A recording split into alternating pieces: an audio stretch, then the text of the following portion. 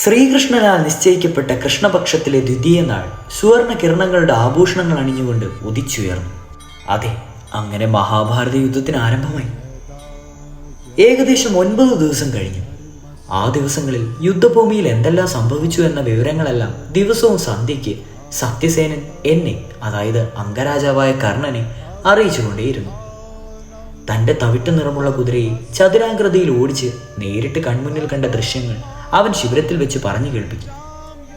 ആ ചിത്രങ്ങൾ കൺമുന്നിൽ തെളിയുമ്പോൾ എനിക്ക് വലിയ ദുഃഖം തോന്നും.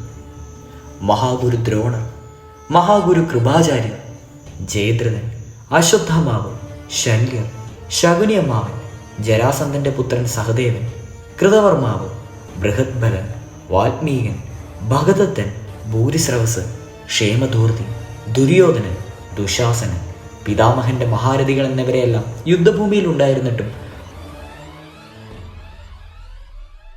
മത്സ്യത്തിന്റെയും വിരാടന്റെയും ലക്ഷക്കണക്കിന് സൈന്യത്തെ കൊന്നൊടുക്കുകയല്ലാതെ ഒരു പാണ്ഡവനെ പോലും ഒന്നും ചെയ്യുവാൻ ഈ 9 ദിവസങ്ങൾക്കിടയിൽ അവർക്ക് കഴിഞ്ഞില്ല. പരാക്രമത്തിന്റെ അതിർവരമ്പുകൾ ലംഘിക്കുക എന്നത് അവർക്ക് വളരെ കഠിനമായിരുന്നു.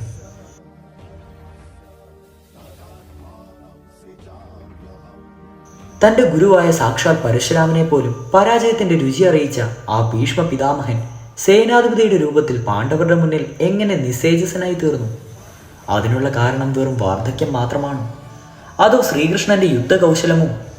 അല്ല, ഒരുപക്ഷെ സ്നേഹത്തിന്റെ കോമളമായ ബന്ധനം അദ്ദേഹത്തെ മുക്തനാക്കിയിട്ടുണ്ടാവില്ല. ഓരോ വ്യക്തിയും ചുറ്റി നിൽക്കുന്ന സ്നേഹാസക്തി യുദ്ധഭൂമിയിൽ പോലും ഉപേക്ഷിക്കുവാൻ ഒരു ക്ഷത്രിയനായിട്ടും അദ്ദേഹത്തിന് കഴിഞ്ഞില്ല. ശ്രീകൃഷ്ണൻ അതെല്ലാം പൊട്ടിച്ചെറിഞ്ഞു. എന്നാൽ അദ്ദേഹത്തിന്റെ ഭക്തൻ എന്ന് പറയപ്പെടുന്ന പിതാമഹന്റെ രഥത്തോടൊപ്പം ആ സ്നേഹം രണഭൂമിയിൽ പോലും ഒരു നിഴൽ പോലെ പിന്തുടർന്നു. ഉചിതമായ സമയത്ത് ഒരു മഹത്തായ പ്രേരണാശക്തിയാകുന്ന സ്നേഹം ഇന്ന് വിഷമഘട്ടത്തിൽ പിതാമഹനെ പോലെയുള്ള വീരയോദ്ധാവിനെ പോലും ദുർബലനാക്കുന്നു. ആദ്യ ദിവസത്തെ അത്യന്തം ഉത്സാഹപൂർണമായ യുദ്ധത്തിൽ സാത്വികയുമായി യുദ്ധം ചെയ്ത കീർത്തിവർമ്മൻ, വിരാടപുത്രനായ ഉത്തരനെ വധിച്ച ശല്യർ, ഈരാവാന്റെയും ശുദ്രവായ ഘോരമായ യുദ്ധം, കുന്തി ഭോജൻ എന്ന കളഞ്ഞ വിന്ധാവുതൻ, ദ്രുപദനെ ആക്രമിച്ച ജയദ്രഥൻ, ബൃഹദ്ബലനെ മുറിവേൽപ്പിച്ച അഭിമന്യു, അശ്വത്ഥാമാവിനാൽ അകറ്റപ്പെട്ട ശിഖണ്ഡി തുടങ്ങിയ എല്ലാം സ്പഷ്ടമായി കണ്ടു. എന്നാൽ ആ രാത്രി മനസ്സ് ഒരേ ഒരു വീരനെ ചുറ്റിപ്പറ്റി നിന്നു. പഞ്ചാല രാജാവായ ശ്വേതനെ. പാണ്ഡവ പക്ഷത്തു നിന്ന് യുദ്ധം ചെയ്ത ആ വീരൻ ആദ്യ ദിവസത്തെ നായകൻ തന്നെയായിരുന്നു. പിതാമഹനെ പരാവശനാക്കിക്കൊണ്ട് അയാൾ ആയിരക്കണക്കിന് യോദ്ധാക്കളെ കൊന്നൊടുക്കി. ഭയചകിതരായ സൈനികർ പിതാമഹന്റെ പേർ വിളിച്ച് രക്ഷിക്കൂ രക്ഷിക്കൂ എന്ന് കരഞ്ഞുകൊണ്ട് അദ്ദേഹത്തിന്റെ മഹാരഥത്തെ അഭയം പ്രാപിച്ചു. ഉടനെ പിതാമഹൻ ശ്വേതന്റെ സമീപം വന്ന് അദ്ദേഹത്തെ പേരിന് യോജിച്ച തരത്തിൽ കഴുത്തറുത്തു. സന്ധ്യയ്ക്ക് യുദ്ധം അവസാനിച്ചപ്പോൾ ശ്വേതന്റെ ചേതനയേറ്റ ശരീരം കാണുവാൻ സൈനികരെല്ലാം തടിച്ചുകൂടി. ആദ്യ ദിവസത്തിന്റെ മഹത്തായ അന്ത്യം ശ്വേതൻ ശ്വേതപൂർണമാക്കി.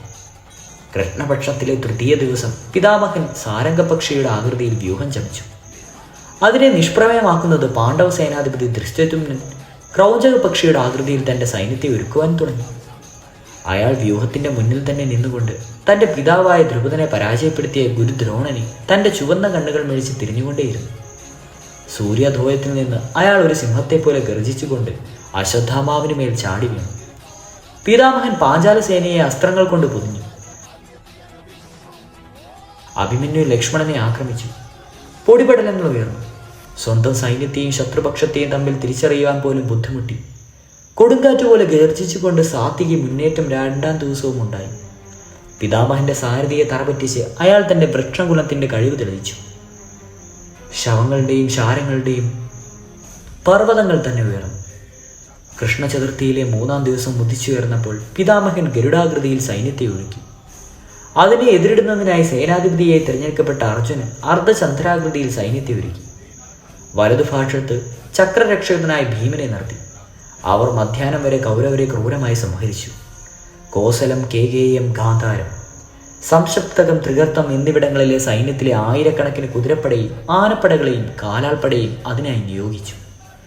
അവരെ തടയുന്നതിനുള്ള കരുത്ത് ആർക്കും ഉണ്ടായിരുന്നില്ല. ഭയാക്രാന്തരായ കുരുസൈന്യം രക്ഷയ്ക്കായി ദുര്യോധനന്റെ അടുത്തേക്ക് ഓടി.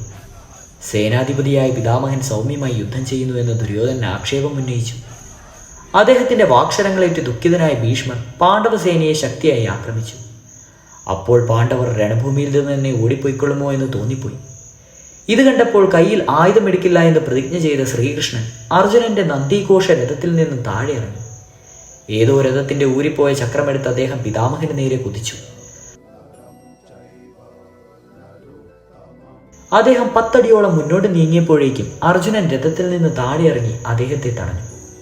3-ാം ദിവസം ശ്രീകൃഷ്ണന്റെ പ്രതിജ്ഞാഭംഗത്തോടെ അവസാനിച്ചു. പിതാമഹനെ കാണണമെന്നും തുടർന്നും ഇങ്ങനെ ഘോരമായി യുദ്ധം ചെയ്യണമെന്ന് അദ്ദേഹത്തോട് പറയണമെന്നും എനിക്ക് ആഗ്രഹം തോന്നി. പക്ഷെ അത് അസാധ്യമായിരുന്നു. ഒരു മഹാരഥിയുടെയും ഒരു സേനാധിപതിയുടെയും ശിബിരത്തിൽ ഒരു അർദ്ധരഥി എങ്ങനെ പോകും? 4-ാം ദിവസം മുതൽ അന്ധകാരം ഏറ്റുവന്നു. അന്നു മുതൽ ചന്ദ്രക്കല ശോഷിച്ചു വരുന്നത് പോലെ ഞങ്ങളുടെ സൈന്യവും നിഷ്പ്രഭമായിക്കൊണ്ടേയിരുന്നു. ആ ദിവസം ഭീമന്റെയും ഘടോൽക്കജന്റെയും കൈകളിലായിരുന്നു. ഉന്മത്തനായ ഭീമൻ മഹാസാഗരം പോലെ വിശാലമായ തന്റെ ശരീരം വിരിച്ച് സിംഹനാദമുയർത്തിയപ്പോൾ ആനകളുടെ ശരീരത്തിൽ പോലും രോമങ്ങൾ എഴുന്നേറ്റ് നിന്നു. വൃക്ഷപർവ്വതത്തിൽ നിന്ന് കിട്ടിയ തന്റെ ഗദ ചുഴറ്റി അവൻ ആനപ്പടയിൽ കോളിളക്കം സൃഷ്ടിച്ചു. അങ്ങനെ കുരുസേനയിലെ ആനകളെ അവരുടെ മേൽ തന്നെ മറിച്ചുകൊട്ടേണ്ടോയിരുന്നു. ഇത് ഭീമനല്ല, യമനാണ്. അങ്ങനെ പറഞ്ഞുകൊണ്ട് കുരുസൈനികർ അങ്ങോട്ടും ഇങ്ങോട്ടും ഓടി ഛിന്ന ഭിന്നമായി സൈന്യത്തെ വീണ്ടും ഭയപ്പെടുത്തുന്നതിനായി ഘടോൽക്കജൻ വലിയ മരങ്ങൾ പിഴുതെടുത്തു കൊണ്ടുവന്ന് അവരുടെ മാർഗം തടസ്സപ്പെടുത്തി. ഭീമനെ നേരിടുന്നതിനുള്ള ശക്തി ഒരു ഗദവീരന് മാത്രമേ ഉള്ളൂ. അത് മനസ്സിലാക്കി എല്ലാവരും കൂടി ദുര്യോധനനെ മുന്നോട്ടയച്ചു. മതം പൊട്ടിയ 2 ആനകളെ പോറ്റി അവർ ഏറ്റുമുട്ടി. ഗദകൾ തമ്മിൽ കൂട്ടിമുട്ടി തീപ്പൊരി വന്നു. യുദ്ധം ഉപേക്ഷിച്ച് സൈനികർ അവരുടെ ഏറ്റുമുട്ടൽ കണ്ടുനിന്നു. ശിരസിൽ ദുര്യോധനന്റെ പ്രഹരമേറ്റ് ഭീമൻ ഹിമാലയത്തിന്റെ കൊടുമുടി പോലെ താഴെ വീണു. ഭൂമി കുലുങ്ങി. കുരുസേന ദുര്യോധനന് ജയാരവം മുഴക്കി. എന്നാൽ നിമിഷങ്ങൾക്ക് തന്നെ ഭീമൻ വീണ്ടും എഴുന്നേറ്റ് ശക്രദേവൻ, കേതുമാൻ, വീരബാഹു, സുലോചനൻ തുടങ്ങിയ ദുര്യോധന സഹോദരന്മാരെ തല്ലി തകർത്തു. വിശന്ന പ്രാകൃത്തെ പോലെ ജ്വലിക്കുന്ന കണ്ണുകളാൽ ഒരു കൊടുങ്കാറ്റ് പോലെ അവൻ ചതുരസംഘസേനയിൽ ചുറ്റി നടന്ന് കണ്ണിൽ കണ്ടവരെയെല്ലാം ഏറ്റുമുട്ടി. തന്റെ ശക്തമായ ഗത കൊണ്ട് അനേകം ബലവാന്മാരെ ഛിന്ന ഭിന്നമാക്കി മധുരകോളം സോമരസം കുടിച്ച് ദുശാസനൻ എവിടെ പോയി എന്ന് ചോദിച്ച് നൃത്തം വെച്ചു. കൃഷ്ണപക്ഷത്തിലെ 5-ാം ദിവസം യുദ്ധത്തിൽ ഞങ്ങളുടെ സൈന്യം മാരകകൃതി നിർമ്മിച്ചു. അർജുനന്റെ ശേനപക്ഷകൃതിയിലുള്ള പാണ്ഡവ സൈന്യം അതിനെ ആക്രമിച്ചു.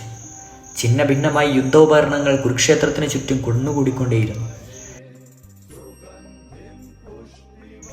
വീണുകിടന്ന ശവങ്ങളുടെ സമീപത്തേക്ക് മൈനാക പർവ്വതത്തിന്റെയും കഴുകന്മാർ പറന്നു വന്നു. 5-ാം ദിവസത്തെ നായകൻ ഭൂരിശ്രവസായിരുന്നു. അയാൾ സാത്വികയുടെ 10 പുത്രന്മാരെ യമപുരിക്കയച്ച് സാത്വികയെ വളഞ്ഞു. അഭിമന്യുവാണോ ലക്ഷ്മണനാണോ ശ്രേഷ്ഠനെന്ന് നിശ്ചയിക്കാൻ ആർക്കും കഴിഞ്ഞില്ല. സാരംഗപക്ഷിയുടെ ആകൃതിയിലുള്ള കുരുസൈന്യം 6-ാം ദിവസം രാണങ്കണത്തിലെത്തിയപ്പോൾ പാണ്ഡവരുടെ വിശാലമായ മകരസൈന്യം കണ്ട് പിതാമഹൻ പോലും ഭയപ്പെട്ടിട്ടുണ്ടാവും.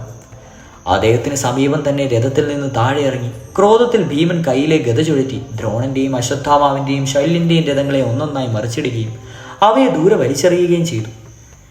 ദൃഷ്ടദ്യുമ്നന്റെയും ഭീമന്റെയും അർജുനന്റെയും ഭയങ്കരമായ ആക്രമണം കണ്ട് ഭയന്ന കുരുസേന 4 പാടും ഓടി. ബോധമറ്റ് കിടന്ന ദുര്യോധനനെ പുറത്തേക്ക് കൊണ്ടുപോകാൻ പോലും ആരും ഒരു വഴിയും കണ്ടില്ല. യുദ്ധനിർണയത്തിൽ എന്നല്ല, സൈന്യത്തെ ഒത്തൊരുമിച്ച് കൊണ്ടുപോകുന്നതിനുള്ള സാമർഥ്യം പോലും പിതാമഹനില്ലെന്ന് ആർക്കും പറയുവാൻ കഴിയും. ഒന്നും സംഭവിക്കുന്നില്ല. 7-ാം ദിവസവും കഴിഞ്ഞു.